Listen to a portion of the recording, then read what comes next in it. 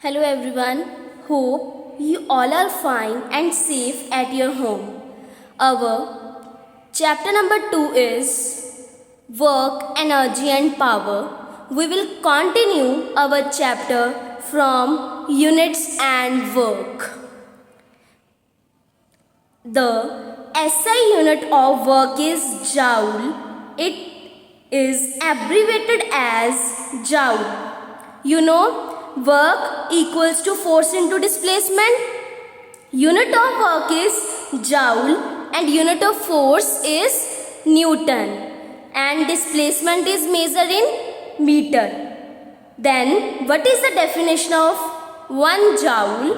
1 joule of work is said to be done when a force of 1 Newton displaces a body through a distance of 1 meter in its own direction.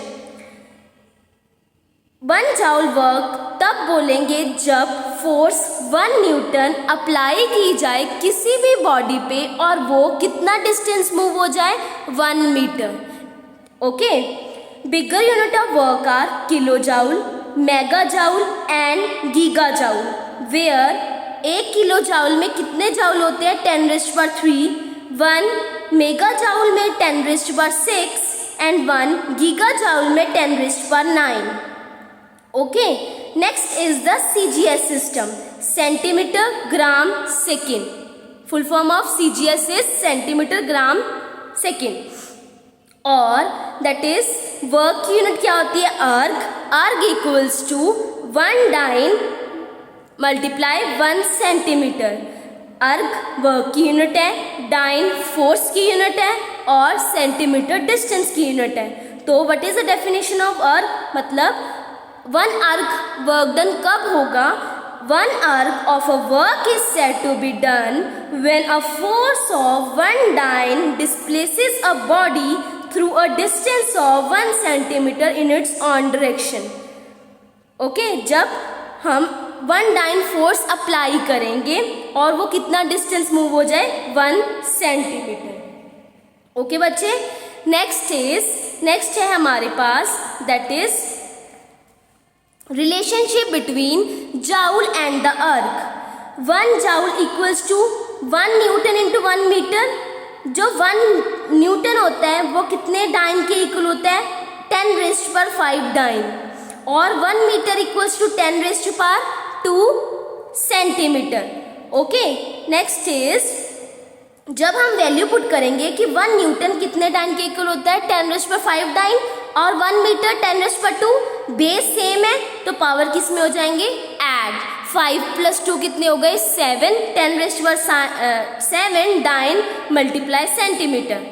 Dine centimetre को हम क्या लिख सकते हैं 10⁻7 अर्ग. Okay, मतलब what is the relation between joule and अर्ग is 1 joule equals to 10⁻7 अर्ग. Next is power. पावर क्या होता है, the rate of doing work is called power. Power is a scalar quantity. Rate of doing work मतलब कितना work done हो रहा है कितने टाइम में, दैट इज अ पावर. और ये स्केलर क्वांटिटी होती है. Measurement of power, the power spend by a source is measured as amount of work done per second by the source और it is equals to rate of doing work by the source. मतलब power को हम क्या बोलेंगे, जितना work done होता है 1 second में सोर्स के द्वारा कोई भी चीज़ कोई भी ऑब्जेक्ट जितना वर्क डन करती है पर यूनिट टाइम में, तो उसको हम बोलते हैं power. If W is the work done in time T, तो पावर कैसे लिखते हैं, power equals to work done over time taken, power equals to W/T. Okay, thus power spent by source depends upon the following 2 factors. First factor is amount of work done by source, जितना amount of work done होगा. Second one is the time taken by the source to do said a work. Okay, कितना time चाहिए कितना work करने को, तो 2 factors पे depend करता है. नेक्स्ट बात करते हैं, इफ अ मशीन और a person does a given amount of work in a less time. अगर कोई मशीन या फिर पर्सन गिवन वर्क, जितना भी उसका काम है वो काम कम समय में कर रहा है, more power is spend by him, तो पावर कितनी होगी, ज़्यादा लगेगी। क्यों? Power and time reciprocal to each other. Okay everyone, next is example. If a coolie A takes 1 minute to lift a load to roof of a bus, while another pulley B takes 2 minutes to lift a same load to the roof of same bus। मतलब अगर एक कुली है वो 1 minute लगाता है load को roof पे lift करने के लिए, और जो सेकंड वन है वो 2 मिनट्स लगाता है, ठीक है। Then the work done by both the coolies is same, but the power spend by coolie A is twice the power spend by coolie B. ठीक है, जितना टाइम ए को लग रहा है, मतलब ए को डबल टाइम लगेगा बी को जितना लग रहा है, क्योंकि उसका टाइम कम है तो पावर ज्यादा, टाइम ज्यादा है तो पावर कम। Okay, these are inversely proportional to each other. पीछे हमने क्या किया था, that is in the previous topic W equals to F multiply S। अब पावर की करी, power equals to W upon T, W की वैल्यू क्या पुट करी, F क्रॉस S, ठीक है। S अपॉन T क्या होता है, distance upon time, velocity, yes ना, distance upon T velocity. Next power का फॉर्मूला क्या आ गया, force multiply average speed, that is P equals to F cross V। Okay everyone, done. Now next, unit of power. Unit of power, SI unit of power is what? It is abbreviated as W if 1 joule of work is done in 1 second। जब 1 joule work 1 second में, मतलब आपको work करना पड़ता है 1 second में, तो वो क्या होता है, पावर। और पावर किस में होगी, दैट इज वॉट में, ठीक है। इसको कैसे लिख सकते हैं, 1 watt equals to joule per second. इसको दूसरी तरह भी लिख सकते हैं कि name the physical quantity whose unit is joule per second और वॉट। वो फिजिकल क्वांटिटी कौन सी है जिसकी ये यूनिट है, वो है पावर हमारे पास। ओके, नेक्स्ट इसकी भी बिगर यूनिट्स होंगी, जैसे kilowatt, megawatt, gigawatt. Similarly kilowatt में 10⁻³ वाट होते हैं, मेगावाट में 10⁻⁶ वाट होते हैं, और गीगावाट में 10⁻⁹ होते हैं। ऐसे ही स्मॉलर जो यूनिट होती हैं वो मिलीवाट और माइक्रोवाट होती हैं। मिली में 10⁻³ वाट होते हैं और माइक्रो में 10⁻�6 वाट होते हैं। And second unit is CGS। CGS में क्या होगी पावर की यूनिट, जाउल को हम अर्ग में चेंज कर देंगे, सेकेंड इज सेम, तो CGS unit of power is अर्ग पर second. This is a CGS unit. Okay, the relationship between SI unit and CGS system, that is 1 W watt equals to joule per second और 10⁻⁷, क्योंकि हमें पता है 1 joule में कितने अर्ग होते हैं, 10⁻⁷ सेकेंड। ओके, हॉर्स पावर क्या है, it is another unit of the power largely used in mechanical engineering. जो मैकेनिकल इंजीनियरिंग में लार्ज यूनिट्स पावर की यूज करी जाती है, that is the 746 W, 0.746 kW। Okay, difference between work and power. Work done by force is equals to product of the force and the displacement in the direction of force.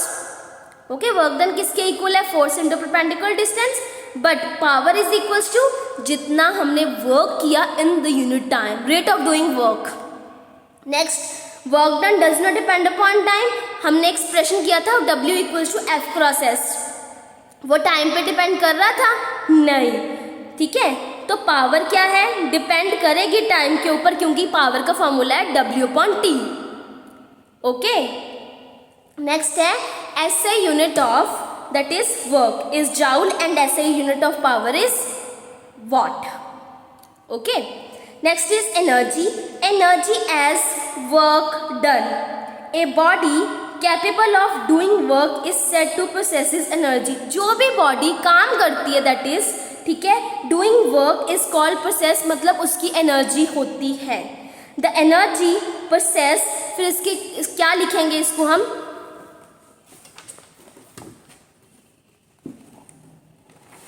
क्या लिखेंगे इसको energy possessed bye a body is measured by amount of work done that the body can perform.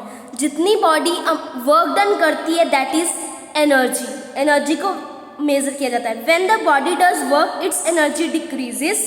जब हमारी body काम कर लेती है इतना सारा तो हमारी एनर्जी क्या हो जाती है, डाउन हो जाती है।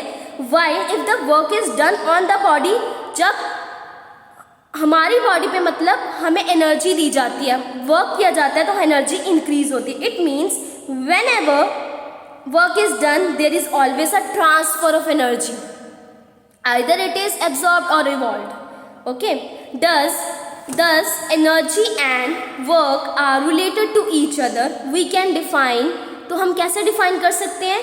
The energy of the body is capacity to do a work. काम करने की कितनी क्षमता, that is the energy, capacity.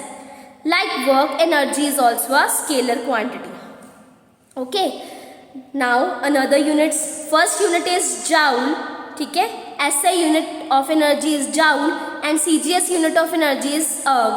1 joule equals to 10⁻⁷ erg. वैसे इसके बिगर यूनिट है watt hour, kilo watt hour. Watt hour को डिफाइन करते हैं 1 watt hour equals to 1 watt into 1 hour. 1 watt hour is the energy spent by the source of a power 1 watt in a 1 hour. कैसे define करते हैं कि कितनी energy spend हो रही है सोर्स के, बाय द सोर्स पावर कितनी लग रही है, that is 1 watt in the 1 hour। ठीक है, तो ये डेफिनेशन हो गई। 1 hour में कितने, 1 watt में कितने होते हैं, 1 joule per second and 3600 seconds. 1 hour में 60 मिनट्स होते हैं और 1 मिनट में 60 सेकेंड्स होते हैं, तो टोटल हो गए 60 × 60 3600। ओके, इसको मल्टीप्लाई करा पर सेकेंड्स के साथ कट हो गया 3600 3.6 किलो जूल। ओके, वैसे है kilowatt hour. 1 kilowatt hour is the energy spend by the source of a power 1 kilowatt in 1 hour. That is 1 kilowatt hour को क्या लिख देते हैं, 1 kilowatt into 1 hour. That is 1 kilowatt में कितने होते हैं, that is 1000 joule per second multiply 3600 second. इसको मल्टीप्लाई किया दैट इज 36 1 2 3 4 5, क्या बनेगा 360, that is 5 zeros।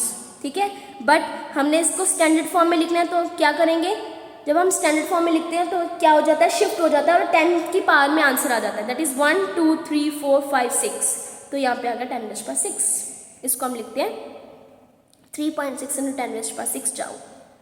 Okay, next हमारी है that is calorie. Heat energy is usually measured in calorie. 1 calorie is the energy required in raising the temperature of 1 gram of water from 14.5 degrees Celsius to 15.5 degrees Celsius. It is related to joule as, मतलब 1 calorie को क्या, 1 calorie एक energy है जो temperature को raise, जैसे 1 gram of water को raise करने के लिए जितना टेम्परेचर चाहिए होता है that is a calorie. 1 joule में 0.24 क्या होते हैं, कैलोरी होते हैं, या फिर बोल सकते हैं 1 कैलोरी इक्वल्स टू 4.18 जाउल होते हैं। इसकी भी बिगर यूनिट होती है किलो कैलोरी, और kilo calorie is a bigger unit. Kilo calorie equals to 1000 calorie equals to 4180 joule. Last is the electron volt. The energy of the atomic particle is very small. जो atomic particles होते हैं उनकी energy बहुत ज़्यादा small होती है, तो हम इलेक्ट्रॉन वोल्ट में उसको मेज़र करते हैं। 1 इलेक्ट्रॉन वोल्ट क्या होता है, is energy gain by electron. जब इलेक्ट्रॉन्स एनर्जी गेन करता है when it is accelerated through a potential, और उसको क्या दिया जाता है, 1 वोल्ट का पोटेंशियल दिया जाता है। मतलब आपने पोटेंशियल अप्लाई किया 1 वोल्ट और उसने इलेक्ट्रॉन ने एनर्जी गेन कर ली, तो उसको क्या बोलेंगे, 1 electron volt. 1 electron volt equals to charge on the electron into 1 volt, मतलब जितना उसका चार्ज है 1.6 × 10⁻⁹ कूलम इंटू 1 वोल्ट, मतलब दैट इज 1 इलेक्ट्रॉन वोल्ट में कितने जाउल्स हो गए, 1.6 × 10⁻⁹ जाउल। ओके, नेक्स्ट है that is difference between energy and power. Energy क्या पढ़ा हमने, energy of the body is capacity to do a work, ठीक है, और power of a source is a rate at which energy is supplied by it. कि कितने ही time में कितनी एनर्जी सप्लाई हो सकती है। Energy spend does not depend, again work depend नहीं करता जैसे एनर्जी डिपेंड नहीं करती, बट पावर डिपेंड करती है, ठीक है। और SI unit of energy is joule and SI unit of power is watt. This is the difference between energy and power. This is clear to you, and thank you everyone.